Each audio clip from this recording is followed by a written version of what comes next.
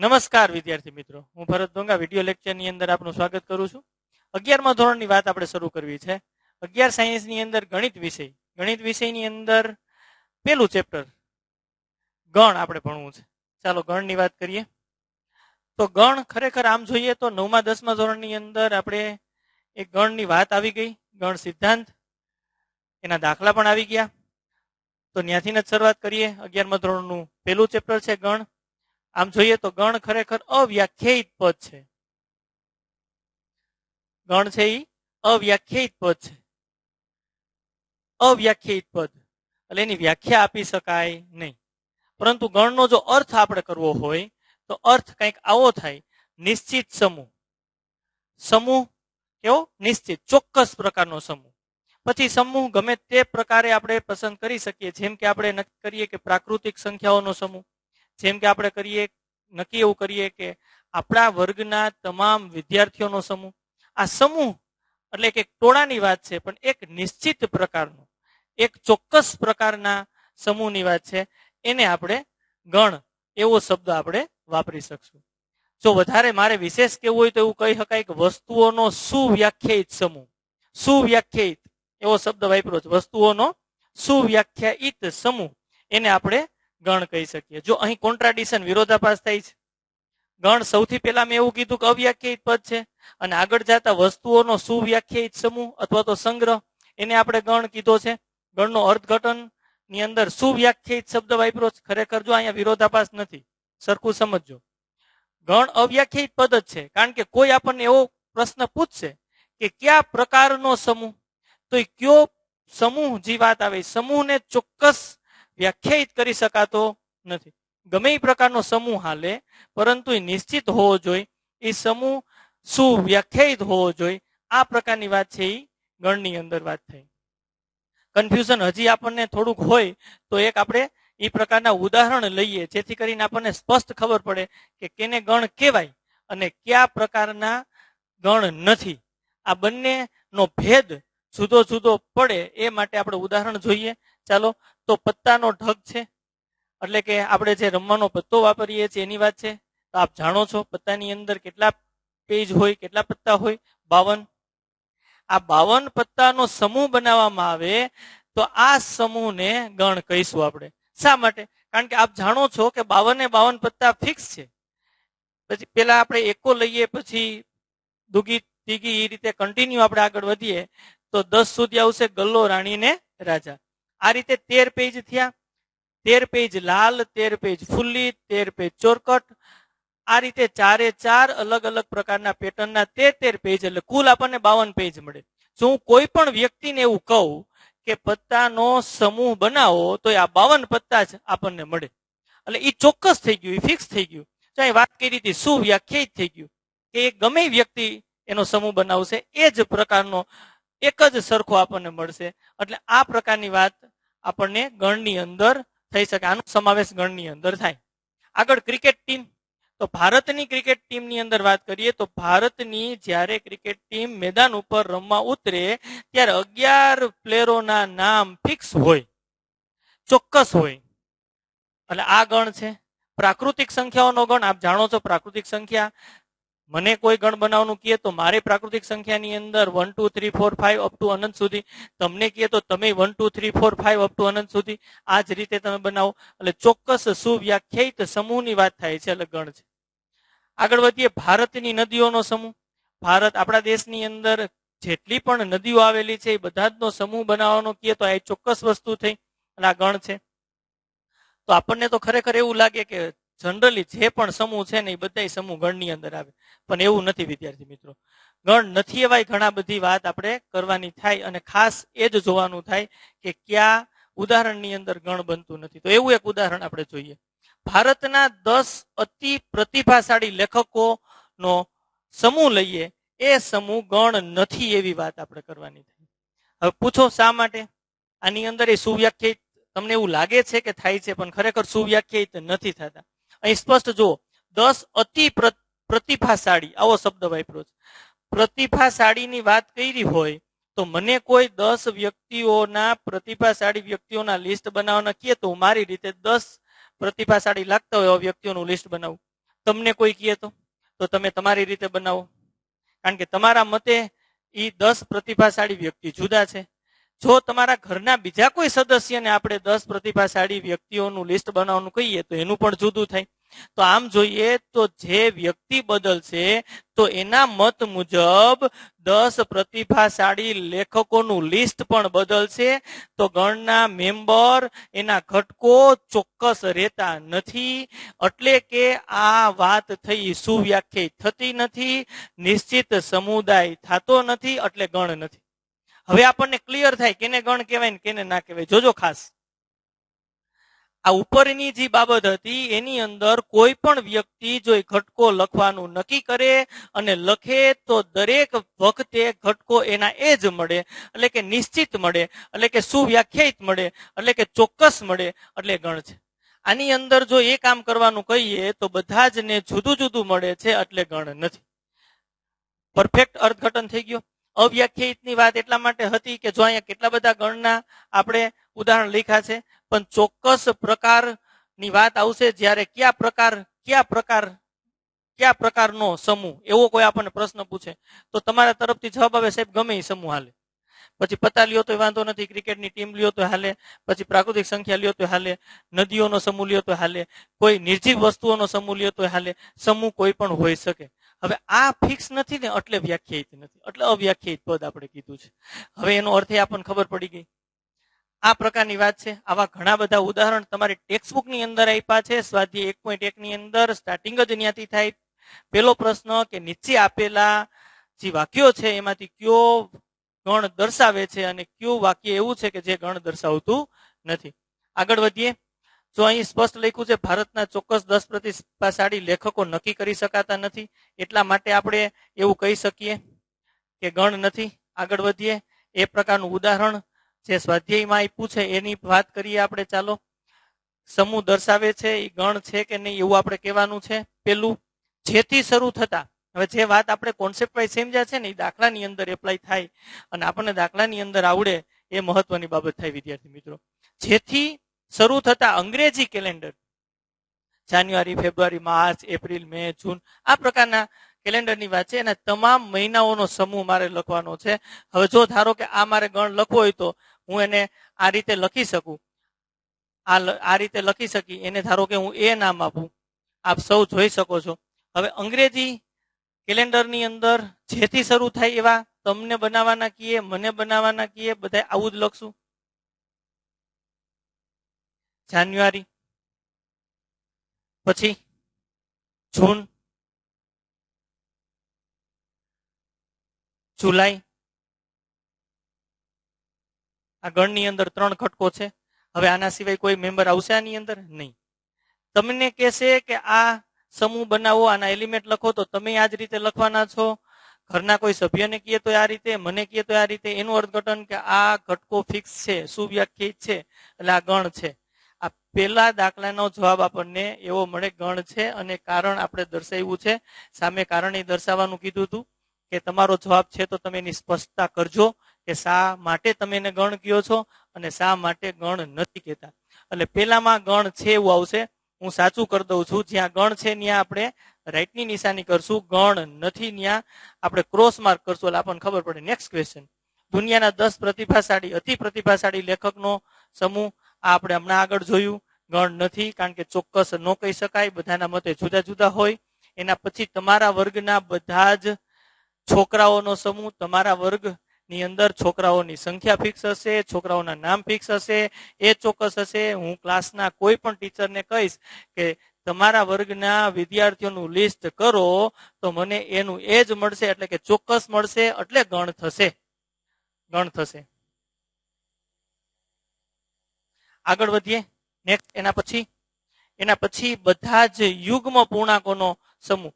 બધા જ યુગ્મ પૂર્ણાંકોનો સમૂહ. આ ચોથું મારે લખવું હોય તો આવી રીતના લખી શકાય.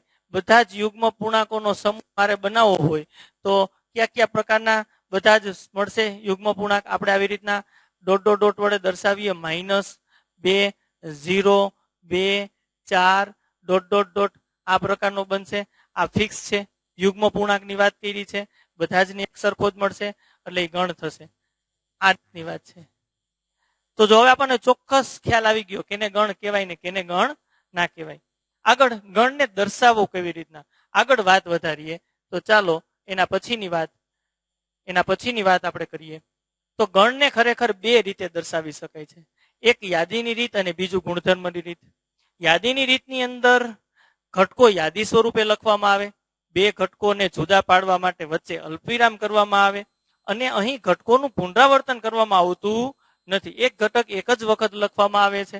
એને છગડિયા કાઉન્સ વડે, બ્રેકેટ વડે દર્શાવવામાં આવે છે. આ રીતે ગણ લખવામાં આવે. ધારો કે એનું ઉદાહરણ મારે લખવું હોય તો હું આ રીતે ઉદાહરણ લખી શકું. ધારો કે એ બનાવીએ આપણે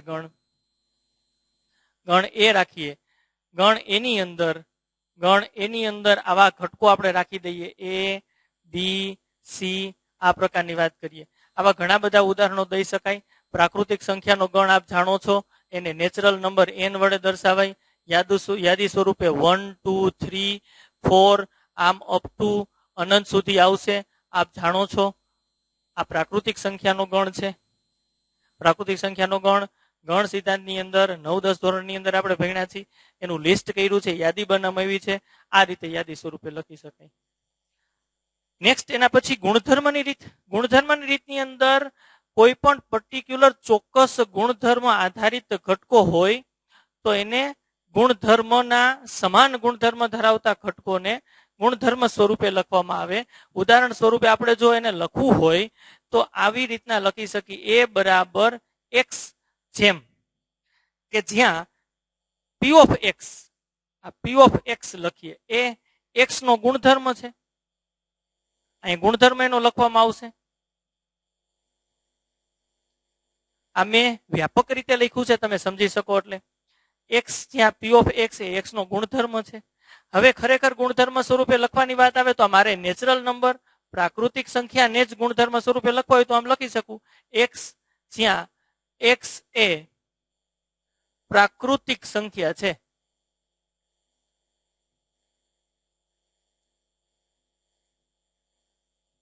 પ્રાકૃતિક સંખ્યા છે, આપ જોઈ શકો છો.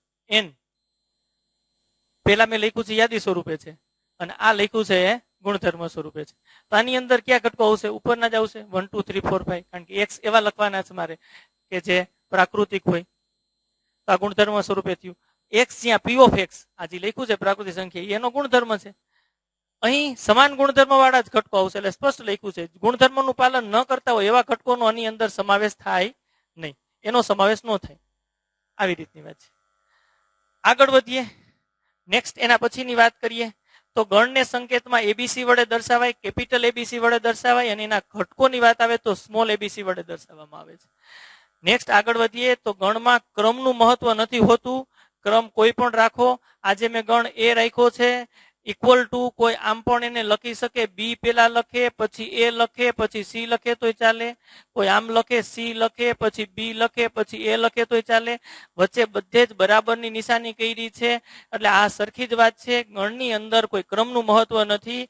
ઘટકોને જુદા પાડવા માટે અલ્પવિરામ કરવામાં આવે છે, અને એક ઘટક એક જ વખત લખવામાં આવે છે, એટલે ઘટકોનું પુનરાવર્તન પણ કરવામાં આવતું નથી. આ રીતે આપણે ગણને યાદી અને ગુણધર્મની રીતે લખી શકાય. અહીં મેં નેચરલ નંબર એટલે કે પ્રાકૃતિક સંખ્યાની વાત કરી છે. તમે એનાથી આગળ ડબલ્યુ એટલે કે હોલ નંબર, એની અંદર 0 નો સમાવેશ થાય. આવા ઘણા બધા જે નિયમિત પ્રકારના ગણ છે એની વાત કરી હતી, સંખ્યાઓના ગણની વાત કરી હતી. પાછું ફટાફટ થોડુંક રિવિઝન કરી નાખીએ. જો હું ઝેડ લખું, એટલે આપ બધા જાણો છો ઝેડ એ પૂર્ણાંક સંખ્યાઓનો ગણ છે, અને પૂર્ણાંક સંખ્યાઓના ગણની અંદર ક્યાં ક્યાં મેમ્બર આવશે આપ જાણો છો. ક્યાં ક્યાં મેમ્બર આવશે તો કે એની અંદર -2, -1, 0, 1, 2, 3 આમ અનંત સુધી આ પ્રકારની વાત આવશે. આ ઝેડ પૂર્ણાંક સંખ્યાઓનો ગણ. હા, એને ગુણધર્મ પ્રમાણે લખવું હોય તો એક્સ જ્યાં એક્સ એ પૂર્ણાંક સંખ્યાઓનો ગણ એમ પણ લખી શકાય. આનાથી આગળ વધીએ તો એના પછી આપણે ક્યુ આવે. ક્યુ એટલે સમય સંખ્યાઓનો ગણ. સમય સંખ્યા યાદ કરો, જે સંખ્યાને પી અપોન ક્યુ પૂર્ણાંક સ્વરૂપે લખી શકાય એવી તમામ સંખ્યાઓને આપણે ક્યુ એટલે કે સમય સંખ્યાઓનો ગણ આપણે કહેશું. જો ગણનો મેમ્બર હોય ને તો એના માટે એક સંકેત વાપરતા, યાદ કરો. એને આપણે બિલોંગ્સ ટુ કહેતા, અને જો ગણનો સભ્ય નથી તો એને ડઝ નોટ બિલોંગ્સ ટુ કહેતા. આપણે ચેક કરીએ બિલોંગ્સ ટુ અને ડઝ નોટ બિલોંગ્સ ટુ માટે કેવી વાત હતી. ધારો કે એક મેં અહીંયા ગણ એ લખ્યો છે, આવું ઉદાહરણ આપણે લખીએ. ચાલો એની અંદર અહીંયા મેમ્બર લખી નાખીએ છીએ. એ છે, એક બી રાખીએ, સી રાખીએ અને ઈ રાખીએ. આ પ્રકારનો ગણ મેં એક રાખ્યો છે. હવે આપ જોઈ શકો છો, હું અહીંયા લખીશ બી અને અહીંયા એ લખીશ. વચ્ચે સિમ્બોલ છે ને એ આ પ્રકારનો કરીએ. આજી સિમ્બોલ છે એને વચાઈ બિલોંગ્સ ટુ.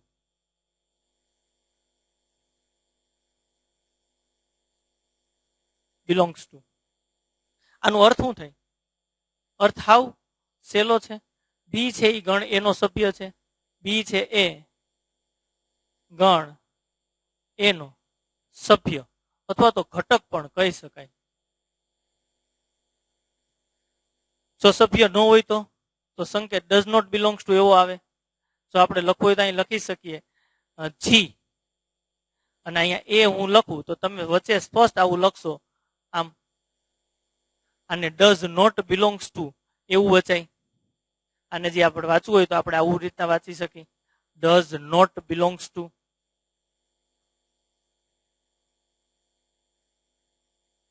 આનો અર્થ આ પ્રકારનો થશે. જી એ ગણ એનો સભ્ય નથી. બહુ સ્પષ્ટ વાત છે. ગણ એની અંદર આવેલો નથી. આ બિલોંગ્સ ટુ અને ડઝ નોટ બિલોંગ્સ ટુ ની વાત છે કે જે આપણે આગળ ભણી ગયા છીએ. આ તો પાછું પુનરાવર્તનમાં લઈ લીધું કે આવો સંકેત આવે તો એનું અર્થઘટન આપણે કેવી રીતના કરવું. પાછી આપણે વાત ક્યાં કરતા હતા? એન ઝેડ ક્યુ ની વાત કરતા હતા. તો ક્યુ આપ જાણો છો, ક્યુ થી પાછી શરૂઆત કરીએ. ક્યુ ની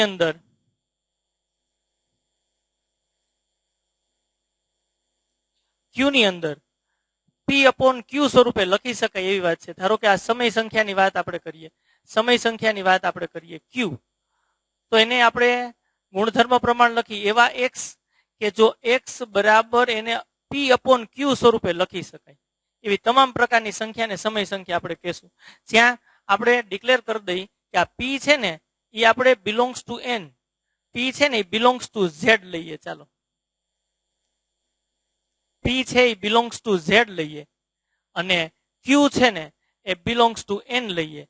આ પ્રકારના જે ઘટકો છે એને સમય સંખ્યાઓનો ગણ કહેવાય. આ ક્યુ છે એ સમય સંખ્યાની વાત છે. આના ઉદાહરણ આપણે લખવાના હોય તો આવા લખી શકીએ.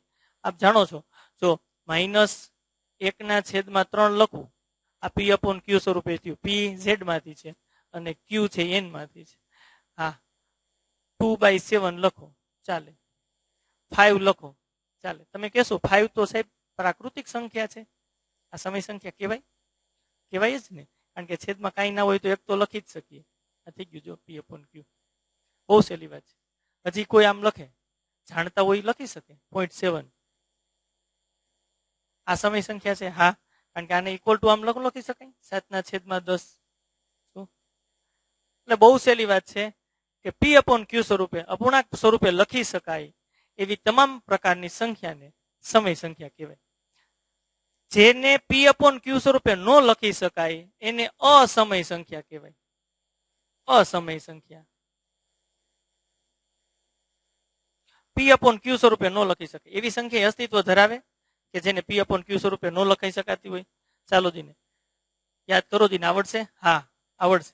વર્ગમૂળમાં 2 એવી સંખ્યા કે જેનું ધન વર્ગમૂળ નથી નીકળતું એવી સંખ્યાને પી અપોન ક્યુ સ્વરૂપે ન લખી શકાય. છેદમાં તમે 1 મૂકો, ઉપરનો પી ઝેડમાં હોવો જોઈએ, ઝેડમાં નથી, વર્ગમૂળમાં 2. ખરેખર તમે આવી પ્રકારની સંખ્યા છે એને 2 ભાગમાં વેચી શકાય કે જેની અંદર આપણે પી અપોન ક્યુ સ્વરૂપે ન લખી શકી. આગળ 9 અને 10 માં જ્યાં ગણ સિદ્ધાંત આવતું ન્યાય એ બંને સંખ્યાઓનો ઉલ્લેખ આવતો તમને યાદ હશે. અનંત આવૃત સંખ્યાઓ અને અનંત અનાવૃત સંખ્યાઓ. અનંત આવૃત આ શબ્દ છે. અનંત આવૃત સંખ્યાઓ. અનંત આવૃત સંખ્યા એટલે પોઈન્ટ પછી પુનરાવર્તન થતી હોય. એક ઉદાહરણ લખી નાખી 0.666666 આમાં આવ્યા રાખે. જુઓ તમે હવે આને પી અપોન ક્યુ સ્વરૂપે કેમ લખી શકાય? અહીંયા એક દશાંશ ચિહ્ન આ બાજુ જાય એટલે 10 લખ્યા. અહીં કેટલા દશાંશ ચિહ્ન ખબર નથી, કારણ કે 6 તો આમ રિપીટેડલી પુનરાવર્તન થયા રાખે છે. એટલે આ અનંત આવૃત પ્રકારની સંખ્યા અને એક અનંત અનાવૃત પ્રકારની સંખ્યા. અનંત અનાવૃત પ્રકારની સંખ્યાની અંદર કઈ પ્રકારની સંખ્યા આવશે? એ જોઈએ. તો એની અંદર દશાંશ ચિહ્ન પછીના આંકડા છે ને પુનરાવર્તન ન થતા હોય. 1 2 5 7 8 3 1 8 આ પ્રકારની વાત આવે. તો અહીં પોઈન્ટ પછી દશાંશ ચિહ્ન પછીના આંકડા પુનરાવર્તન નથી થતા, પણ અનંત સુધી આવે છે, એટલે P upon Q સ્વરૂપે ન લખી શકાય. એટલે આ બી તમામ પ્રકારની સંખ્યા વર્ગમૂળ 2, વર્ગમૂળ 3, વર્ગમૂળ 4 નો હાલે, કારણ કે એ ધન સંખ્યાનું પાછું વર્ગમૂળ નીકળે. વર્ગમૂળ 4 એટલે 2 થાય, તો પાછું P upon Q સ્વરૂપે લખી શકાશે, એટલે સમય સંખ્યામાં આવશે. વર્ગમૂળ 5 ચાલે. એવી સંખ્યા કે જેનું ધન સંખ્યામાં ધન વર્ગમૂળ ન નીકળતું હોય એવી બધી જ સંખ્યા આપણે આની અંદર અસમય સંખ્યાની અંદર લઈ શકીએ. સમય સંખ્યા, અસમય સંખ્યા બધી જ સંખ્યા ભેગી કરીએ એટલે વાસ્તવિક સંખ્યા ગણ R આપણને મળે. વાસ્તવિક સંખ્યા ગણ રિયલ નંબર. આની અંદર બધી જ સંખ્યાઓનો સમાવેશ થાય. આખી સંખ્યા રેખા દોરીએ છીએ એ જ છે, એની અંદર તમામ પ્રકારની સંખ્યાઓનો સમાવેશ થાય. આ બધું મેં ડિટેલિંગની અંદર લીધું. આપ જાણો છો આ ગણ સિદ્ધાંતની અંદર આપણે ગુણધર્મ યાદી સ્વરૂપે લખ્યું છે, અને આ બધું તો આપણે 9મા અને 10મા ધોરણની અંદર શીખી ગયા છીએ, પરંતુ છતાં પુનરાવર્તન માટે આપણે આ વાત કરી છે. હવે ખાસ 2-3 પોઈન્ટ આની અંદર એવા છે કે જે આપણને સાદુરૂપ આપતા હોય ત્યારે તકલીફ આપે. સાદુરૂપ આપતા આપતા ક્યાંક આપણને ધારો કે આ પ્રકારનું સ્વરૂપ આપણને જોવા મળ્યું. અહીંયા ઉપર 1 આવે છે, કોઈ પણ સંખ્યા છે એની નંબર, અને છેદમાં 0 આવે છે. આ પ્રકારની વાત આવી. સાદુરૂપ આપ્યું તો સાદુરૂપમાં રિઝલ્ટ આપણને 1/0 મળ્યું. તો આનો જવાબ આપણને કઈ સંખ્યા મળશે? 0 મળશે, 1 મળશે, ઇન્ફિનિટિવ થશે. ઇન્ફિનિટિવ એટલે અવ્યાખ્યાયિત થશે. તો તમે ક્લિયરલી કહી શકશો અવ્યાખ્યાયિત. આ અવ્યાખ્યાયિત નો સિમ્બોલ છે, અવ્યાખ્યાયિત થાય. આ મગજમાં રાખજો ખાસ, કારણ કે સાદુરૂપમાં આવું આવવા પાત્ર છે, આવશે. હવે તમે જોઈ શકો છો, એનું કારણ તમને ખબર છે. 1 નો તમારે ભાગાકાર 0 વડે કરવાનો છે. અહીંયા તમે એની નંબર લખો, કોઈ પણ નંબર, એની નંબર કોઈ પણ નંબર લખો, કોઈ પણ નંબર 5 15 550, અને અહીંયા 0 જ આવશે. શેષ 1 વધશે. એનું અર્થઘટન કે અહીંયા કોઈ પણ રીતે આપણે 1 લઈ શકતા નથી, એટલે કે નિશેષ ભાગી શકાતું નથી, અને નિશેષ ભાગી શકાય એવું આપણને અહીંયા કઈ ભાગફળ મળતું નથી. એટલે આનો ભાગાકાર આપણે કરીએ તો નિશેષ ભાગી શકાય એવી કોઈ કિંમત આપણને મળતી નથી. એની નંબર એટલે કોઈ પણ નંબર તમે લખો, અહીંયા તો 0 જ રહેશે. એટલે ઉપર ભાગફળ આપણે ફાઇન્ડ કરી શકતા નથી, એટલે અવ્યાખ્યાયિત છે. આ પહેલો મુદ્દો. ચાલો આગળ વધીએ. હજી એક છે આપણી પાસે એ પ્રકારની વાત. બીજું, ધારો કે આપણે 0/0 લખીએ તો પણ ઇન્ફિનિટિવ અવ્યાખ્યાયિત થાય. શા માટે? કારણ કે 0 અને એનો ભાગાકાર 0 કરો તો અહીંયા પાછું ઓમાં કોઈ સંખ્યા લખી નહોતા શકતા, આમાં ગમે લખી શકશો. તમને મન પડે લખો, 5 લખો તોય 0 આવશે, 15 લખો તોય 0 આવશે. અહીંયા પાછું એની નંબર કોઈ પણ નંબર લખી નહોતા શકતા, અહીંયા કોઈ પણ નંબર તમે લખી શકો છો. તમને મન પડે તમે લખી શકો, કારણ કે એનો જો આની સાથે ગુણાકાર કરો તો જવાબ 0 આવે, શેષ 0 આવે, નિશેષ ભાગી શકાય. એટલે 1 કરતા વધારે ભાગફળની અંદર જવાબ મળે. આ પાછું શક્ય નથી, અવ્યાખ્યાયિત. કારણ કે ભાગફળ આપણને અહીંયા તમે ઉપર જુઓ તો એ તમને એક જ મળવું જોઈએ, યુનિક આવવું જોઈએ, તો જ ભાગાકાર ની અંદર આપણે સાતત્યતા રહીએ. એટલે કે આનો જવાબ પણ અવ્યાખ્યાયિત છે, ખાસ જોજો. આગળ થર્ડ વન, ત્રીજા નંબરની વાત કરીએ. ત્રીજા નંબરની વાતની અંદર આવું આવે, ક્યાંક આપણને આવું મળે 0/1. તો આનો જવાબ 0 લખજો, કારણ કે આમાં ફાઇનલ થઈ જશે. જો 0 અને 1 વડે ભાગાકાર કરો એટલે ભાગફળ ફાઇનલ થઈ ગયું 0 જ, અને આ બેનો ગુણાકાર 0 સાથે એટલે જવાબ 0 જ આવે છે. એટલે આ ભાગફળ એટલે કે આપણું રિઝલ્ટ 0 આવે. ત્યાં એની નંબર ન આવે, એના સિવાયનો કોઈ પણ નંબર રાખો તો નિશેષ ભાગી શકાય નહીં.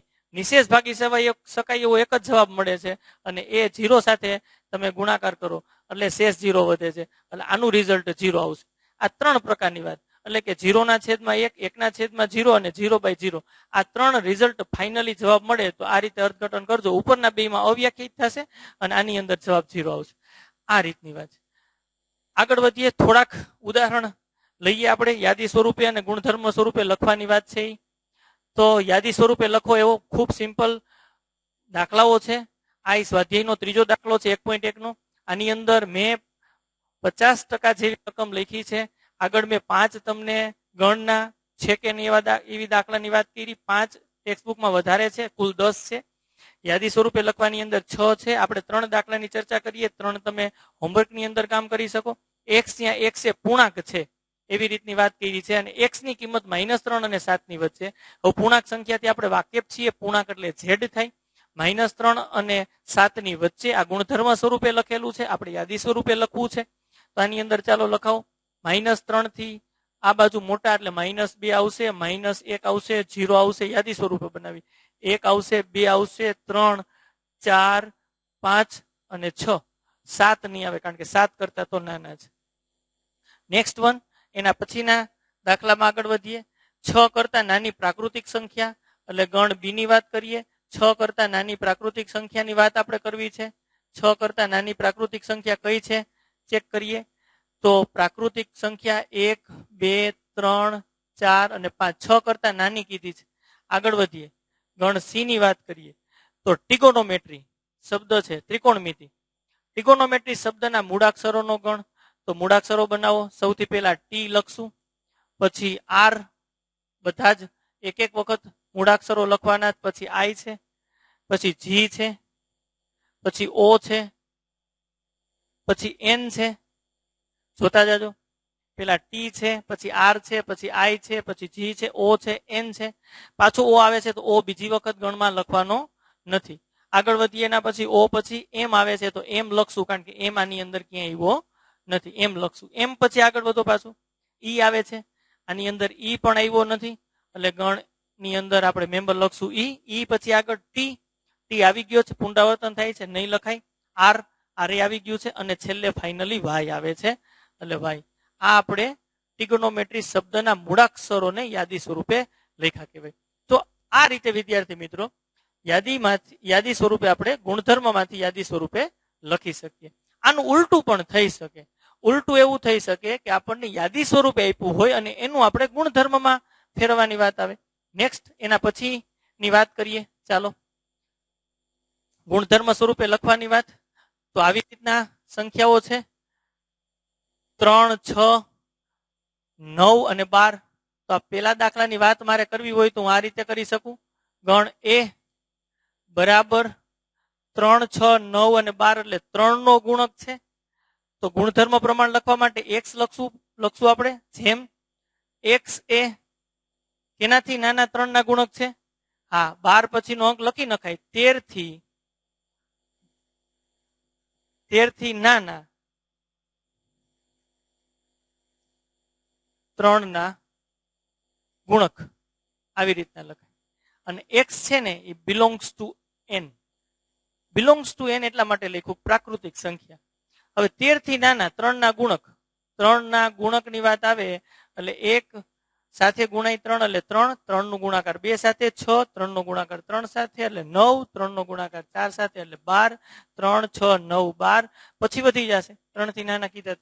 તો સિમ્પલી જુઓ, આ જે દાખલો છે એને મેં અહીંયા ગુણધર્મ પ્રમાણે લખી નાખ્યો છે. હા, કોઈ વિદ્યાર્થી આમ લખે તોય ચાલે.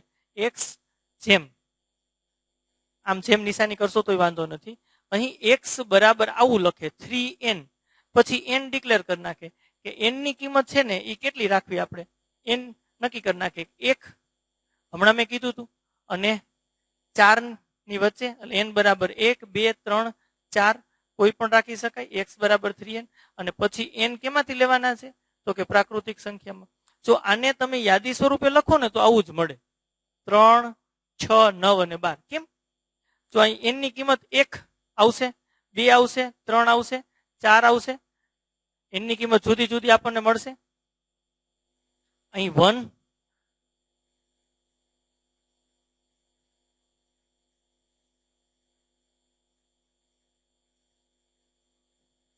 n બરાબર 1 રાખીએ તો અહીં 3 મળશે. n બરાબર 2 રાખીએ તો 6 મળશે, 3 દુ 6. n બરાબર 3 રાખીએ તો 9 મળશે. n બરાબર 4 રાખીએ તો આપણને કેટલા મળશે? 4 તેરી 12. એટલે મેમ્બર તો આ જ આવશે. તો આ ગુણધર્મ સ્વરૂપે થયું. આ રીતે ગુણધર્મ સ્વરૂપે દર્શાવો, આ રીતે દર્શાવો, ચાલે. નેક્સ્ટ, એના પછી 5, 25, 125, 625. 5 નો ઘાત છે જુઓ. તો આને ગુણધર્મ સ્વરૂપે લખવું હોય તો આમ લખી શકીએ, x જ્યાં x બરાબર 5 ની n ઘાત. આ લખ્યું હતું એમ જ. n ડિક્લેર કરો. n ની કિંમત કેટલી લખી શકાય? હા, આમ સ્પષ્ટ અંતરાલમાં ન લખવું તો આમ લખાય, 1 રખાય. 5 ની 1 ઘાત એટલે 5, 2 5 ની 2 ઘાત એટલે 25, 3 5 ની 3 ઘાત એટલે 125 અને 5 ની 4 ઘાત એટલે 625. Bracket over. જો બિલોંગ્સ ટુ n ને કઈ ન લખવું પડે. હજી જો આને થોડુંક વધારે વ્યવસ્થિત લખવું હોય તો આમ લખીએ કે x બરાબર 5 ની n ઘાત અને હમણાં ઓમાં લખ્યું હતું એમ 1 અને 4 ની વચ્ચે અને n belongs to n. n છે એ નેચરલ નંબર આપણે લેવાના, બીજું કઈ નથી, પ્રાકૃતિક સંખ્યા લેવાની. આ અથવા તો આ બેમાંથી કોઈ પણ એક રીતે લખી શકાય. થર્ડ વન, એના પછીની વાત 2 4 6 આવી રીતના ડોટ ડોટ છે. ચાલો આને લખવું હોય તો x જ્યાં લખીએ x એ યુગ્મ 2 4 6 પૂર્ણાંક કે પ્રાકૃતિક? પૂર્ણાંક ની અંદર તો ઋણ આવે, પ્રાકૃતિક લખવું પડશે. પ્રાકૃતિક સંખ્યા છે, લ્યો ફાઇનલ. યુગ્મ એટલે બેકી 2 4 6 8 એ પ્રકારની પ્રાકૃતિક સંખ્યા છે. તો આ રીતે વિદ્યાર્થી મિત્રો ગુણધર્મ ની રીતે આપણે યાદીમાંથી દર્શાવી શકીએ. તો આ ગણ સિદ્ધાંતની વાત થઈ. વધારે નેક્સ્ટ લેક્ચરની અંદર આપણે ગણની વાત કરીશું. આજે આપણે જે ટોપિક ભણ્યા છે એ ટોપિક વ્યવસ્થિત રીતે રિવાઇઝ કરી જાજો.